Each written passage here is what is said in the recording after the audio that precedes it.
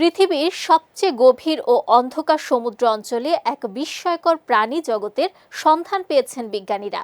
সূর্যের আলো যেখানে পৌঁছায় না, পানির চাপ যেখানে অত্যন্ত বেশি এবং তাপমাত্রা হিমাঙ্কের কাছাকাছি, এমন প্রতিকূল পরিবেশেও প্রাণের অস্তিত্ব মিলেছে।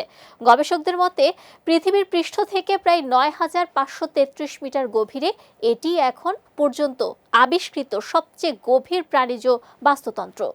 চীনের চাইনিজ একাডেমি অফ সায়েন্সের institute of deep sea science and engineering এর একদল গবেষক উত্তর পশ্চিম প্রশান্ত মহাসাগরের দুটি গভীর সমুদ্র খাদে সাবমেরিনের মাধ্যমে অনুসন্ধান চালিয়ে এ আবিষ্কার করেন।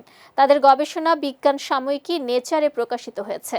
গবেষণায় দেখা গেছে সমুদ্রের অতল গহ্বরে থাকা মিথেন সমৃদ্ধ কোল্ড সিপ বা শীতল নিঃসরণ এলাকার আশপাশে রক্ত লাল টিউব ওয়ার্ম, বড় সাদা ঝিনুক সহ বিভিন্ন সামুদ্রিক প্রাণী বসবাস করছে।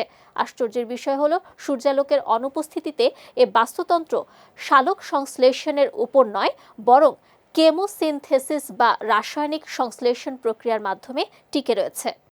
সমুদ্রের তলদেশ থেকে নির্গত মিথেন ও হাইড্রোজেন সালফাইড বিশেষ ধরনের ব্যাকটেরিয়াকে শক্তি যোগায়। এসব ব্যাকটেরিয়া রাসায়নিক শক্তিকে জৈব খাদ্যে রূপান্তর করে, যা পুরো খাদ্য শৃঙ্খলের ভিত্তি হিসেবে কাজ করে। টিউবওয়ার্ম ও ঝিনুকের মতো প্রাণীরা নিজেদের শরীরেই এসব ব্যাকটেরিয়াকে আশ্রয় দিয়ে প্রয়োজনীয় পুষ্টি সংগ্রহ করে। এই আবিষ্কার গভীর সমুদ্রের জীববৈচিত্র্য সম্পর্কে দীর্ঘদিনের ধারণাকে বদলে দিয়েছে।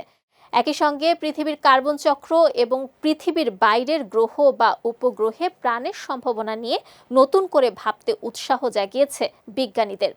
বিশেষ করে বৃহস্পতির উপগ্রহ ইউরোপা ও শনির উপগ্রহ এনসেলাডাসের বরফে ঢাকা মহাসাগরের নিচেও একই ধরনের প্রাণের অস্তিত্ব থাকতে পারে বলে মনে করছেন বিজ্ঞানীরা।